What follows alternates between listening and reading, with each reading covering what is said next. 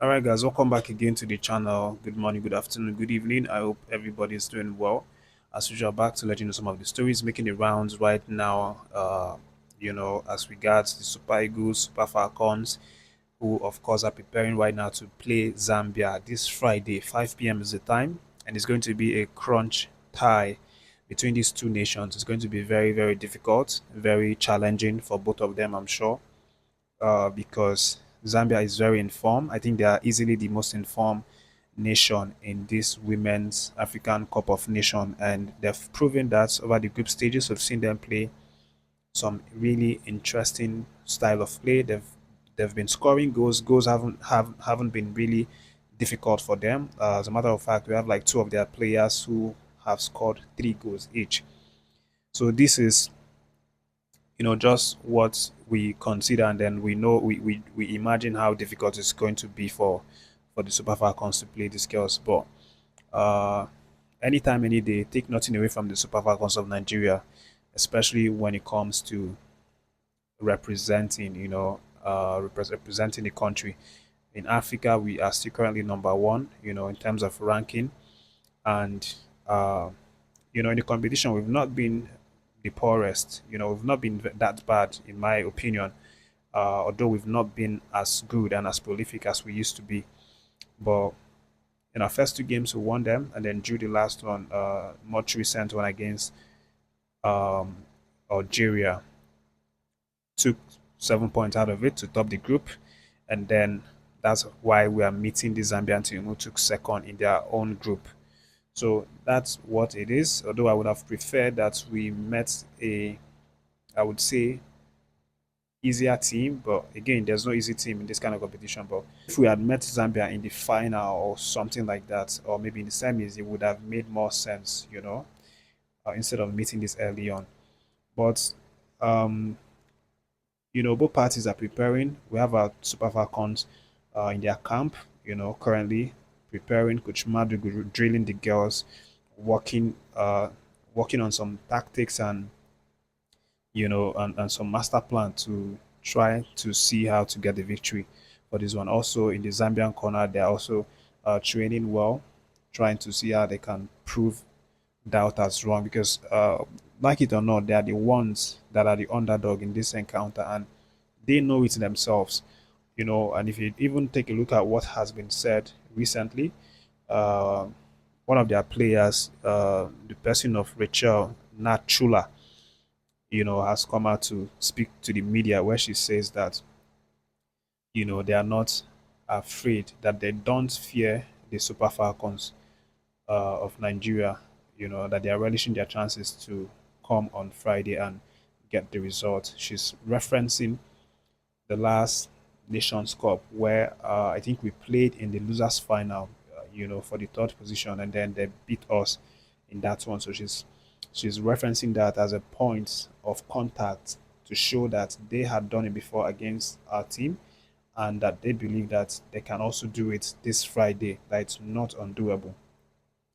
So this is basically what Rachel Nachula has come out to say. But to be fair, she gave credit to the team. She regards the Super Falcons as the biggest team, in Africa because of the size of the team, size of the country, the size of the personality that we have in the squad, which obviously brings fear to the opponent. She doesn't deny that, but at the end of the day, she still believes that they can get something out of it. We'll see what happens, guys. Let's move away from that and let's talk about Victor Osimhen, who, at this point, I'm sure it must have been very frustrating for him to just, see that this whole Napoli Galatasaray transfer negotiation hasn't really been sorted out, even up till now. Napoli have been very, very unreasonable. They've been really unreasonable in terms of this deal because Galatasaray, the last time, agreed to pay all of the release clause, but Napoli are still saying that they don't like the payment plan. And based on the reports from Galatasaray, the payment plan that they want to use for this Osimhen deal is that they want to pay 40 million euros upfront. Like they want to make immediate 40 million euros payment and then complete the money, the remaining 35 million euros within the next um, 2 or 3 years. You know, I think within from now to like 2027. But Napoli rejected that kind of plan. They're saying that pay us 40 million euros first and then pay up the remaining balance of 35 million euros from now to 2026. You know, that's just like 1 year difference, 1 year gap. And this is not something that Galatasaray can afford. They can barely even, pay Osimhen's wages, which they've fortunately been able to agree on. And now, Napoli are still trying to get this kind of money from them in this space of time, this very short amount of time. So that's what it's looking like right now. And Napoli have even informed Galatasaray that they are giving them a deadline of this weekend. That if this weekend comes and they are unable to reach an agreement or accept their own terms, then they are going to cancel or uh, you know withdraw from the negotiation and then look elsewhere. And that elsewhere, of course, is definitely going to be this Al Hilal team who have also been in the shadows having discussions with Napoli.